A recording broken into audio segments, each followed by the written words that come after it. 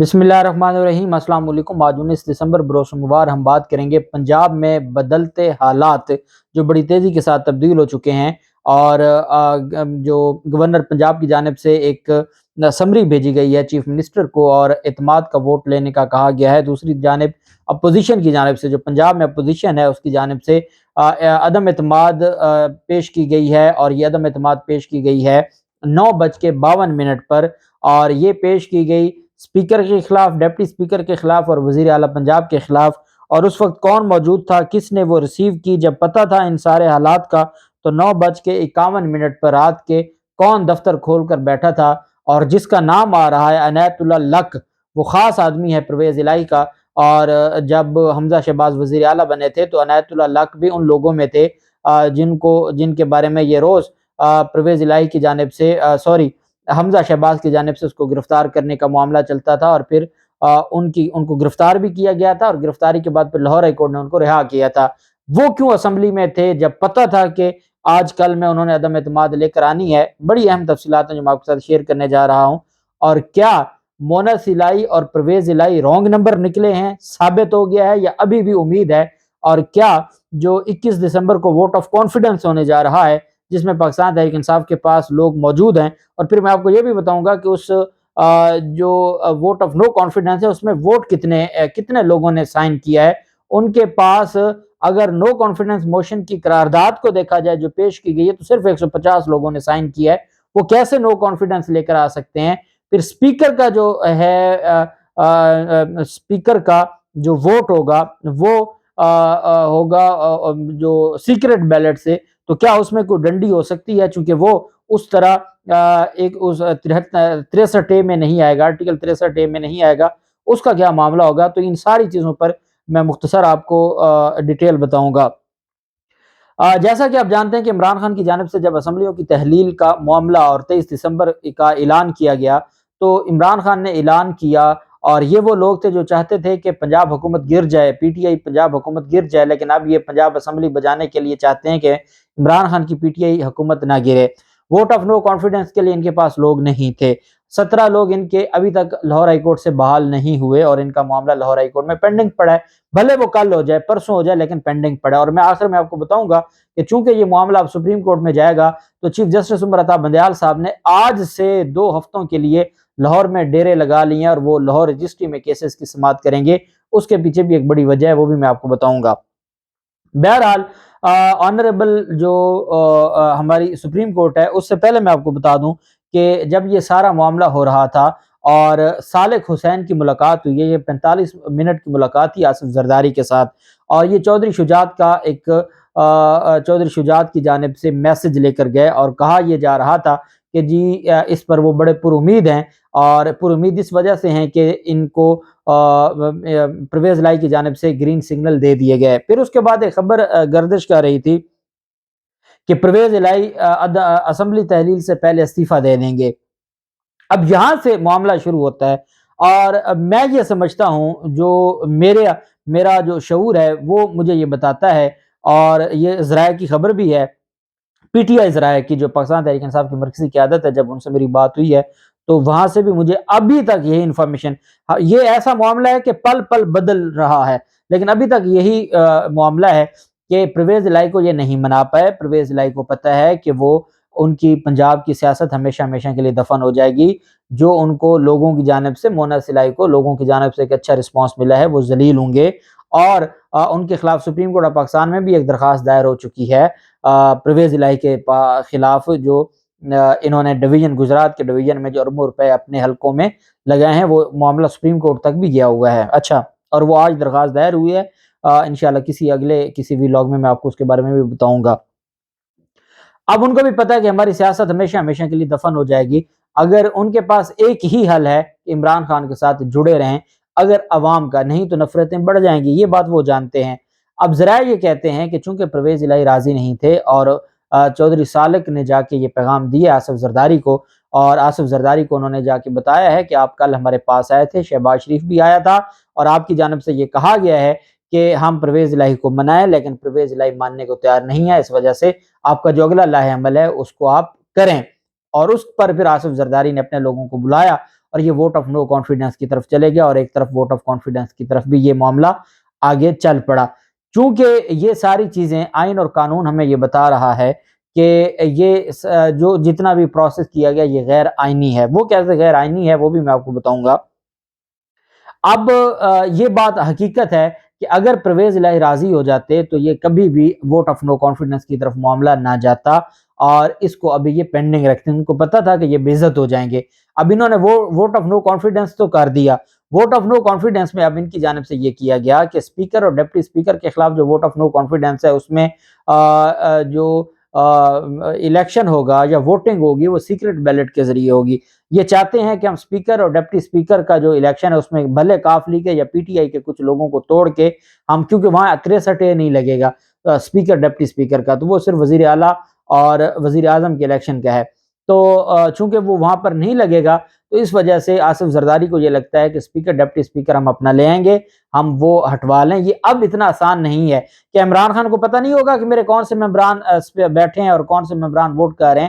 یہ ساری چیزیں عمران خان کو پتہ ہیں۔ یہ ووٹ آف نو کانفیڈنس ہے۔ ووٹ آف نو کانفیڈنس میں وہی لوگ اسمبلی میں جائیں گے یا وہی وہاں پر ووٹنگ کے لیے بیٹھے ہوں گے جو لوگ چاہیں گے اور جو پی ٹی آئی کے ساتھ نہیں ہوں گے۔ یہ ساری چیزیں واضح ہیں، لیکن ان کی جانب سے کیا یہ گیا کہ ان کو پتا تھا کہ یہ وزیر اعلیٰ کے خلاف ووٹ آف نو کانفیڈنس نہیں لا سکتے، چونکہ ان کے پاس 186 لوگ نہیں ہیں، اور یہ اگر پی ٹی آئی کے لوگوں کو توڑتے بھی ہیں تو وہ 63 میں معاملہ لٹک جائے گا، وہ گنتی میں شمار نہیں ہوں گے۔ پھر یہ چلے گئے آگے کہ اچھا جی ووٹ آف نو کانفیڈنس ہم اسپیکر اور ڈپٹی اسپیکر کے خلاف لے آتے ہیں، اس میں شاید ہم کچھ لوگوں کو توڑ لیں۔ ایک انہوں نے معاملہ ادھر سیدھا کیا اسپیکر ڈپٹی اسپیکر کا ووٹ آف نو کانفیڈنس کی حد تک کہ ہم کوشش کریں گے، اب کوشش میں تو لگے ہوئے ہیں نا، اور دوسری جانب پرویز الہی کی حد تک ووٹ آف کانفیڈنس کا کہہ دیا۔ اور یہ vote of confidence governor Punjab کی جانب سے نوٹیفیکیشن، وہ جو نوٹیفیکیشن ہے وہ بھی میں آپ کو پڑھ کے سناتا ہوں کہ وہ نوٹیفیکیشن کیا ہے۔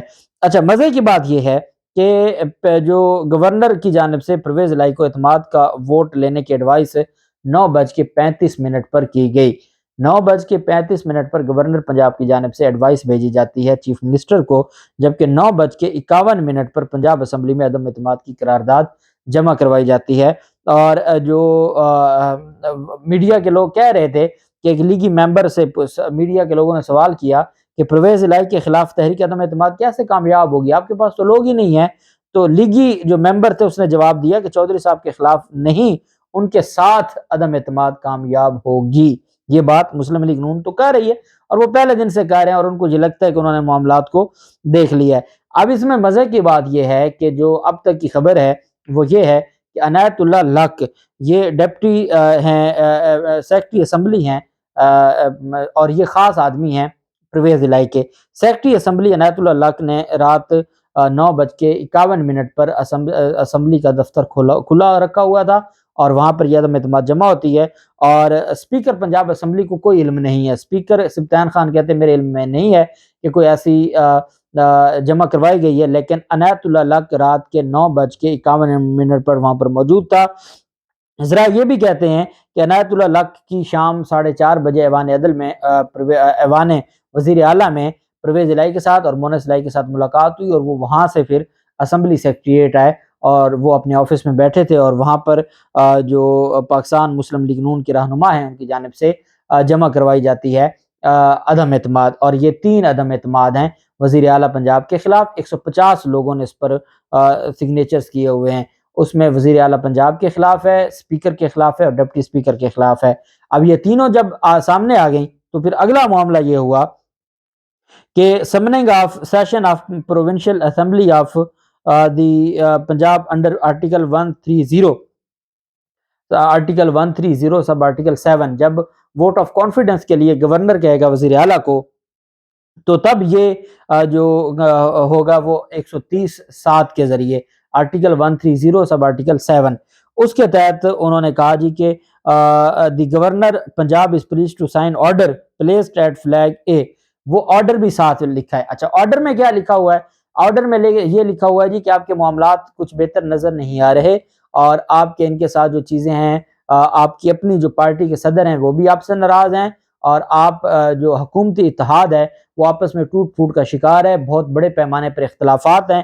ان ساری چیزوں کو مد نظر رکھتے ہوئے میں اس نتیجے پر پہنچا ہوں کہ آپ اعتماد کھو چکے ہیں، اکثریت کا اعتماد کھو چکے ہیں، اس وجہ سے آپ عدم اعتماد لے کر آئیں۔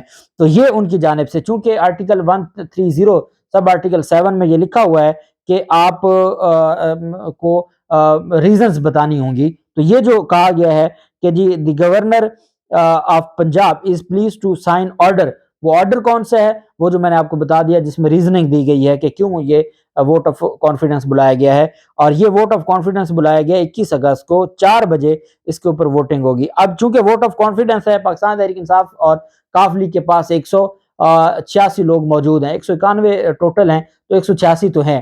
اب اگر 21 اگست کو وزیر اعلیٰ پنجاب 121 ووٹ لے جاتے ہیں تو وہ تو 121 ووٹوں کے ساتھ جو ان کی اعتماد کا ووٹ وہ لے لیں گے۔ جب وہ اعتماد کا ووٹ لے لیں گے تو کم از کم 6 ماہ تک ان کے خلاف عدم اعتماد پر ووٹنگ نہیں ہو سکے گی۔ تو اس کا مطلب کیا ہوا؟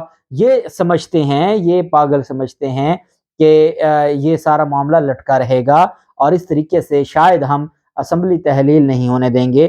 ان کے جو یہ دونوں کام ہیں، کیونکہ اسمبلی کا اجلاس آلریڈی جاری ہے، ختم نہیں ہوا۔ جب اسمبلی کا اجلاس جاری ہوتا ہے تو چلتے اجلاس میں، جاری اجلاس میں نہ ووٹ آف نو کانفیڈنس آ سکتی ہے، نہ ووٹ آف کانفیڈنس آ سکتا ہے۔